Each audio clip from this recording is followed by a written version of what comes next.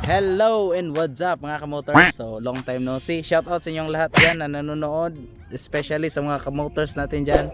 So shout out sa inyo at especially shout out kang DJ Nips. Alright. So si DJ Nips pala yung gumawa ng ating Motors official soundtrack. So sana makagawa tayo ng official video ng ating Motors soundtrack. So salamat sa iyo DJ Nips. Tsaka ngayon mga kamotors, gagawa tayo ng mask. So mask ng ating Z200. So hindi lang ito para sa Z200, parang tutorial na din ito kung sakaling gagawa kayo ng mask made by fiber. So kung gusto nyo mag-customize ng head nyo ng inyong motor, so you can do this procedure. Tsaka tara, let's fiber. So let's go mga kamotor. So una, binalot namin tong kanyang head part para hindi malagyan ng chemical itong kanyang stock fairings, at saka nilagyan namin ng cellophane ang visor para hindi siya maapektuhan, especially yung kanyang headlight. So dapat protektahan natin yung headlight para hindi lumabo. Tsaka nilagyan na rin namin ng bracket yung kanyang pakpak para stable, tsaka hindi magalaw, hindi magiba yung kaniyang angulo. Next part, second, ito yung gumamit kami ng fiber mat, tsaka yung poly clear at tsaka hardener. So kayo nang bahala mag-research sa YouTube. Depende kasi sa chemical na gagamitin mo, yung amount ng polyclear at saka magkano lang na drop o ilang drop lang yung gagamitin mong hardener. So hindi magkapareha po lahat. Depende sa brand ng chemical yung dose ng halo nyo. So yan. So after na naming maggupit ng fiber mat, so ayan, nagpahid na kami ng chemical. So ang chemical na to is yun na yung pinagsamang polyclear at saka hardener. So sa nakikita nyo, nag gloves po kami kasi napakainit, napakakate nung chemical. Talagang nakakapaso siya sa ating balat. Kaya po masyadong mahal talaga magpa-fiber or yung gawa galing fiber. Kaya po medyo mahal kasi hindi po madaling gawin. Kaya yan, pinahira na namin yung ibabang bahagi.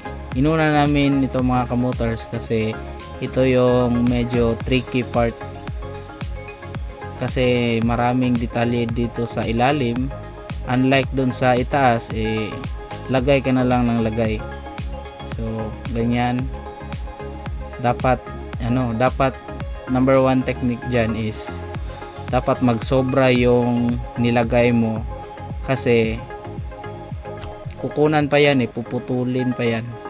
Kaya sinobrahan, kapag kayo magpa-fiber kayo, dapat nyong sobrahan yung lagay nyo para yung mag-clear na kayo sa kanyang forma niya is yun, cutting na.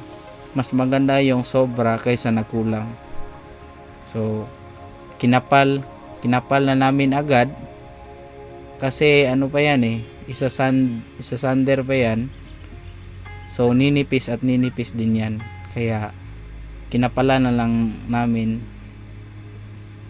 So napakakati sa kamay, tsaka dapat mabilis ka ring magtrabaho, kasi kung babagal-bagalin mo, madali lang titigas yung chemical niya. Nagdidepende din ito mga kamotor sa panahon. So kung masyadong mainit, madali lang talagang matutuyo yung chemical niya. Tsaka kung maulan naman or malamig yung panahon, medyo matatagalan din kayong magpatuyo. So after naming maglagay ng fiber mat lahat, so proceed na din tayo sa next step.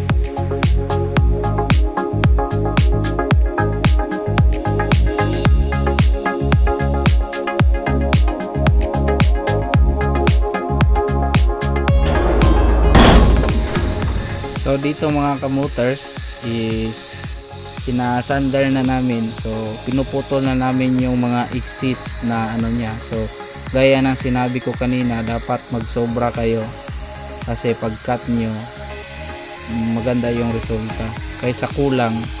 Yun, problema talaga yun kasi may iba na naman ang forma niya. So para solid, sobrahan nyo na.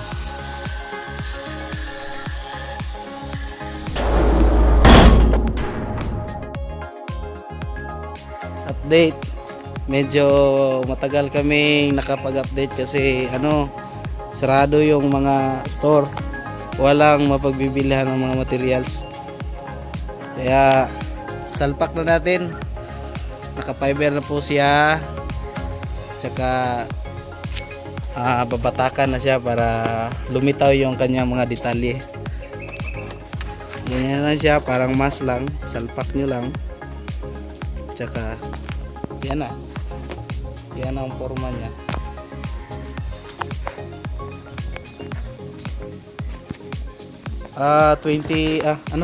40% pa lang po tayo.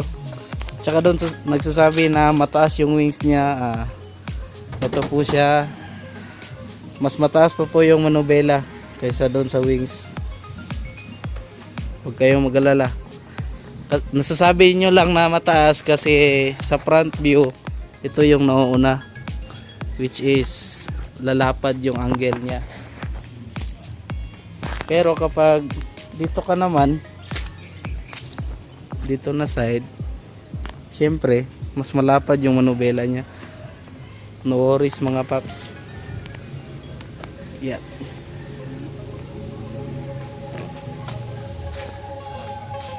So titignan natin ang pagkakaiba ng standard at saka yung may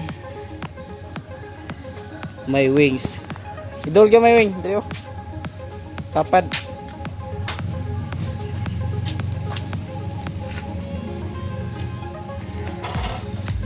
Yan. Yung may wings at saka no wings. Yun. So mukhang mas galit na galit yung ito may wings. Update lang kami mga paps pag tapos na kaming magbatak. Ride safe. So after nating masukat sa kanyang head, so dito dapat pupuliduhin na natin or i-final na natin yung kanyang kurba, kanyang itsura, tsaka dito namin ipa-final kung ano talaga yung itsura niya. So ganyan. So sabi ko kanina, mas mabuti yung sobra kasi marami pa kayong kukunin gaya niyan. So marami kaming tinanggal para lumitaw talaga yung detalye. So kuskus lang ng kuskus para lumitaw talaga. After na makuha na talaga yung kanyang forma, dapat pantay magkabilaan. So dito naman is pabatakan na. So the purpose po ng batak is para pwede nating pakinisin yung ating fiber kasi yung texture ng fiber is magaspang. So gamit yung body filler or batak, pwede nating pakintabin or mas smooth talaga yung ating mask. But the negative side po ng batak is ito yung nagbibigay bigat ng ating mask. So once again, prototype pa ito mga kamoters, kaya mabigat talaga. So after po na mabatakan na lahat, so kinulayan natin ng puti para makita natin kung saan yung mga medyo makapal, medyo manipis, para ma-identify natin kung pantay ba talaga ang mask. Then dito hinanap na namin kung saan yung butas ng side mirror kasi dyan natin i-attach yung ating side mirror kasi gusto natin na yung mask natin is plug and play. Kaya yun, binutasan na. So sa nakikita nyo, nag-add kami ng mga detalye. So batak lang po yan, hindi po yan fiber. Pero solid naman yung batak. Ang disadvantage lang is mabigat ang batak kaysa fiber. So sa nakikita nyo, may batak pa dito sa left side. So ganyan. Nakita kasi namin na parang kulang yung left side niya. Tsaka yun, dinagdagan namin ng detalye yung kanyang mata. So parang naka-embossed or nakalabas yung mask natin. Nilagyan namin ng layer yung kanyang mata. So dito naman sa ilalim, pwede nating lagyan ng screen. So yung screen ay nakuha natin sa kanya ding air filter. So kung may ganyan na kayong mabibili dyan na screen, no worries. Pero yun, kinuha natin dyan sa kanyang air filter. So may bolt dito i-attach sa ilalim, tsaka yung side mirror. So tatlo na. So makapit talaga, at tsaka nilagyan din natin dito sa gilid para super kapit yung natin, yung mask. So ganun din sa kabila, nilagyan natin lahat. At saka dito sa ibabaw, lalagyan din natin para hindi ito mag-cause ng ingay, kasi alam natin na talagang may vibration talaga. Kahit anong motor, may vibration talaga. So para mawala yung mga vibration, dapat mahigpit lahat ng fairings natin or yung i-attach natin. So ganun mga kamotors.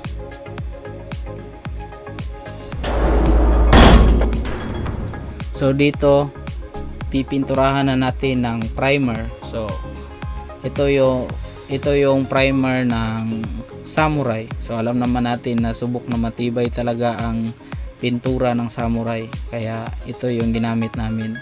So after ng mag-spray tayo ng Samurai, so pwede na nating kulayan sa gusto nating kulay. So sa nakikita nyo, solid na solid yung ating mask.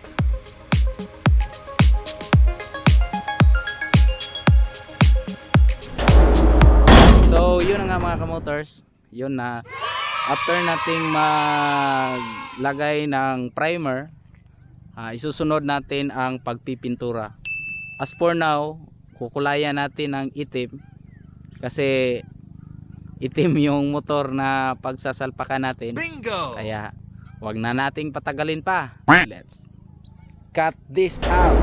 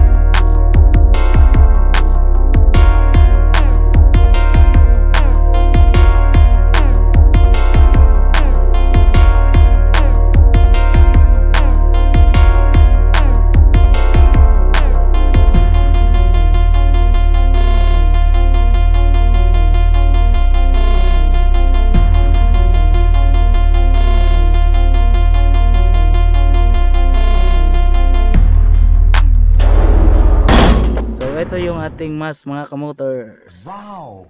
May detalye siya dito para mukhang galit na galit talaga. Yan. Tapos patuloy siya. So ang kanyang side view is ganito. So yun. Wow! Talagang mabangis na mabangis. Then may layer din yung headlight niya. Saka may screen, parang hasang lang. Then yun ang kanyang forma. Tsaka yung wings.